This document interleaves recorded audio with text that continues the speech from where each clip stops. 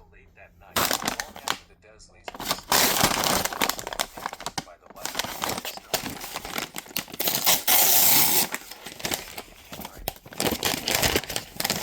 You are not the only one who remembers masters. Your mother was an exceptional talent. Her research into certain esoteric subjects attracted attention from parties she did not have known.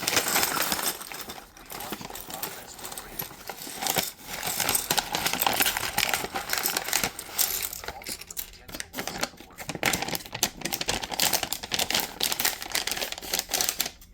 The awakening of her trauma was driven by her need to know how to listen for such things. The growth of a new runic signature in Little Whinging has not gone unremarked. This is not a threat. We have no intention of harming you, and indeed would prefer to see you flourish. But we felt no fear. The magical world you will soon enter is more complex and more dangerous than your mother's journals likely suggest. There are factions and forces at work that do not appear in any official history.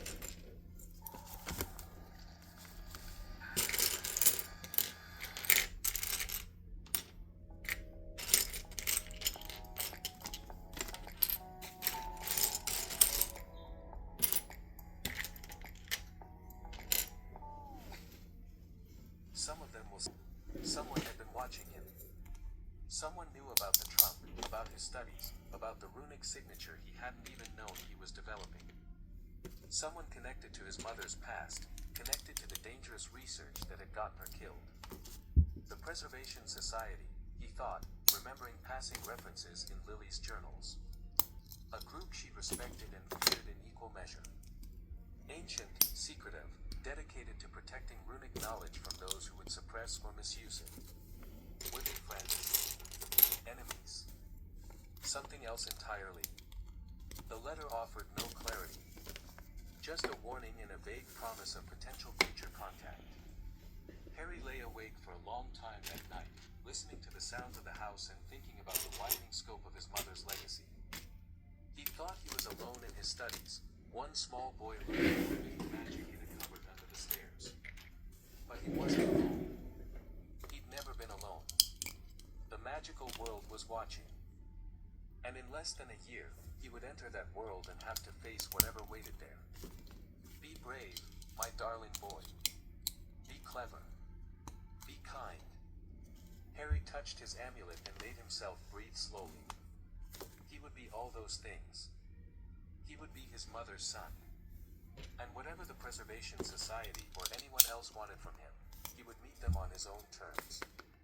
The months between the letter and Harry's 11th birthday were filled with preparation.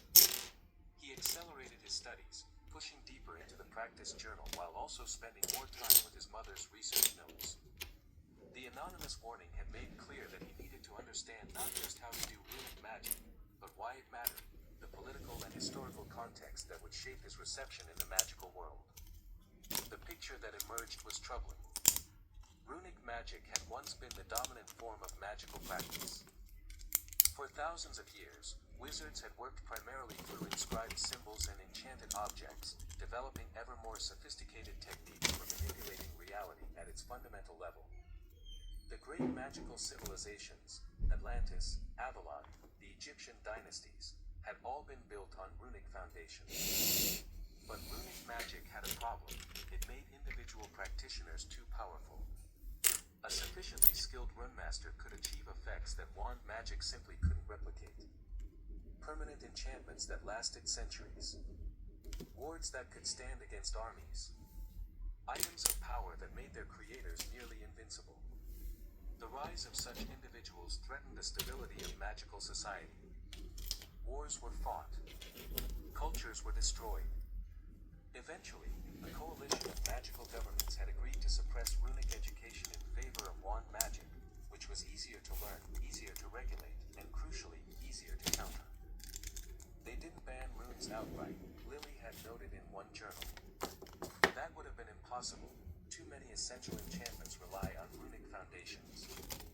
But they stopped teaching the art in schools, classified advanced texts as restricted or dangerous, and created a social stigma against those who pursue the old ways. Within a few generations, runic magic went from being the norm to being the exception. lives. They don't understand how their own society's enchantments work, and they don't care to learn. This is convenient for those in power. If only a handful of experts understand the magic that underlies everything, those experts become essential and controllable. The ministry employs a small corps of certified runmasters for essential work, but they're carefully vetted, carefully watched, and carefully limited. Those of us who learn on our own, outside the approved channels, are seen as troublemakers at best. Threats at worst. Harry understood now why his mother had prepared the trunk to remain hidden, why she had kept his secret only to her own bloodline. She hadn't just been protecting her research, she'd been protecting him from the consequences of possessing him. In the magical world he was about to enter, knowing what he knew would make him dangerous. The question was, dangerous to whom? Harry spent the final months before his birthday working on 3 specific skills. First, combat applications of runic magic. His mother's research was primarily theoretical, focused on understanding dark magic rather than fighting it directly. But some of the practice journal's advanced lessons touched on defensive and offensive techniques, ways to use runes in rapid response situations, not just prepared enchantments. A runemaster's greatest weakness is preparation time, one lesson explained. Unlike wand magic, which can produce instant effects, most runic work requires careful inscription and deliberate enchantment. In a sudden confrontation, You're ready to start your business. Zen Business will guide you through the steps to quickly and easily form your LLC with confidence. You'll have access to educational resources and award-winning support 7 days a week. Check them out today.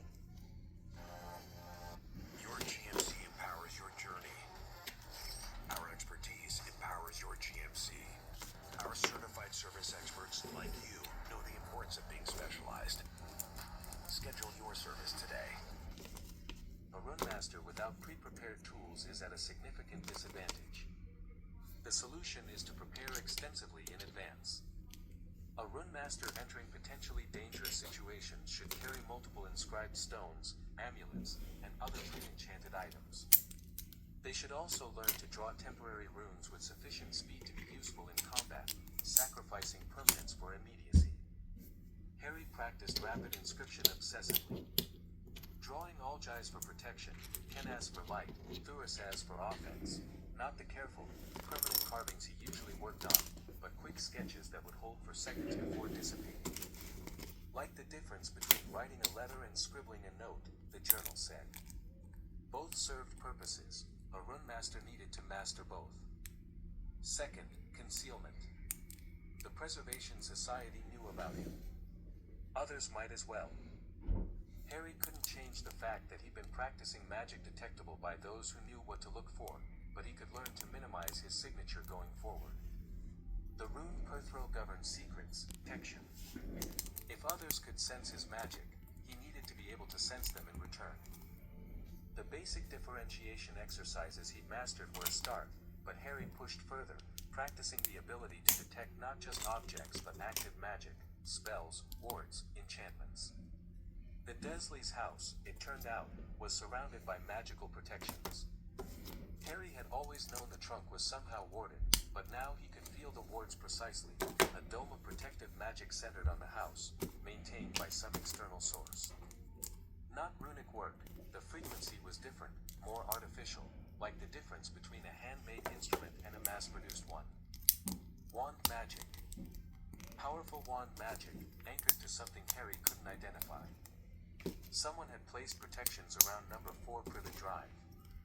Protections that predated Harry's birth, based on their stable, weathered feel. Someone had been guarding this house, guarding him, for his entire life. He added that to his list of questions to answer once he entered the magical world. July arrived. Harry's 11th birthday approached. And in the final week before the day that would change everything, the practice journal offered one last pre-Hogwarts lesson. You've learned so much, Harry. More than I dared hope, faster than I imagined possible. By the time you read this, you'll be ready to enter the magical world with skills most adult wizards never achieve. But I need you to understand something important before you go. Hogwarts will not teach you what I've taught you. The professors there, even the good ones, and there are good ones, operate within a system that has deliberately excluded runic education from the standard curriculum. They'll teach you wand magic, potions, transfiguration, charms. All useful, all worth learning. But they won't teach you to understand why magic works the way it does. More than that, some of them may be actively hostile to your knowledge. There are those at Hogwarts who remember what rune masters used to be capable of, and they fear the return of that power. If they discover what you know, they may try to discourage you, restrict you, or worse. My advice, keep your runic training secret for as long as possible. Learn what Hogwarts has to teach. It's not without value, but don't let them know what you already know. Watch, listen, and choose carefully who to trust. The magical world is full of people who want to use you, Harry. Your fame, your name, your potential. The Dark Lord who killed us is not truly dead. I've explained this in my research notes, and his followers still lurk in the shadows. But there are also those who oppose him who may not have your best interests at heart either. Trust yourself. Trust your training. Trust the instincts you've developed over years of careful study. And know that wherever you go, whatever you face, my love goes with you. I am so proud of the person you're becoming. Your father would be proud too, if he could see you. Now go and show them what a Potter can do. All my love, forever and always. Mum. Harry read the final words through blurry eyes. Then he closed the journal, pressed his hand against his mother's amulet, and allowed himself to feel the full weight of the moment. 3 years of preparation.